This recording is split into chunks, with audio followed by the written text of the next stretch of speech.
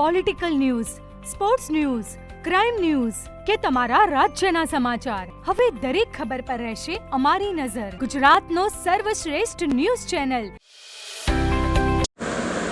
પાટણથી પ્રસિદ્ધ થતા સરસ્વતી શૌર્ય દૈનિક ન્યૂઝપેપરના તંત્રી અને અનેકવિધ સેવાકીય અને સામાજિક તથા શૈક્ષણિક સંસ્થાઓ સાથે સંકળાયેલા નાઈ સમાજના સેવાભાવી નવયુવાન શૈલેષભાઈ નાઈની પુત્રી માહીના 15મા વર્ષમાં પ્રવેશ પ્રસંગે વિવિધ સેવાકીય પ્રવૃત્તિઓ સાથે અનોખી રીતે ઉજવણી કરી આજની યુવા પેઢીને સેવા પ્રવૃત્તિ થકી પોતાનો જન્મદિવસ ઉજવણી કરવાની પ્રેરણા પૂરી પાડી છે.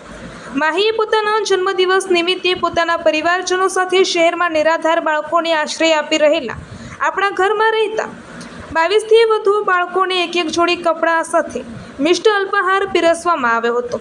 જ્યારે ગરમીને ધ્યાનમાં રાખીને શહેરના બગવાડા દરવાજા ખાતેથી પસાર થતા રાહદારીઓ, વાહન ચાલકો અને વિસ્તારના વેપારીઓને 250 લીટર કેરીનો ઠંડો રસ અને 500 લીટર મસાલેદાર ઠંડો શેરડીનો રસ વિતરણ કરી લોકોને ગરમીથી મહદઅંશે રાહત આપવાનો અહેસાસ કરાવવામાં આવ્યો હતો.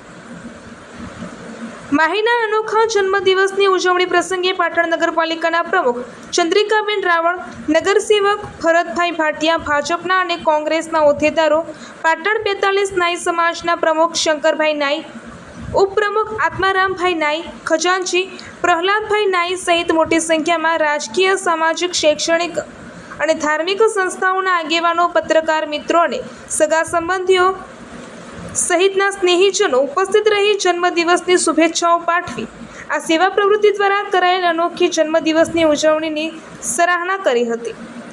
માહીના જન્મદિવસની ઉજવણીમાં સહભાગી બનનાર સૌ મહાનુભાવોનો રેશમાબેન શૈલેષભાઈ નાઈ અને તેમના માતૃશ્રીએ આભારની લાગણી વ્યક્ત કરી હતી. રિપોર્ટર કમલેશ પટેલ, પાટણ.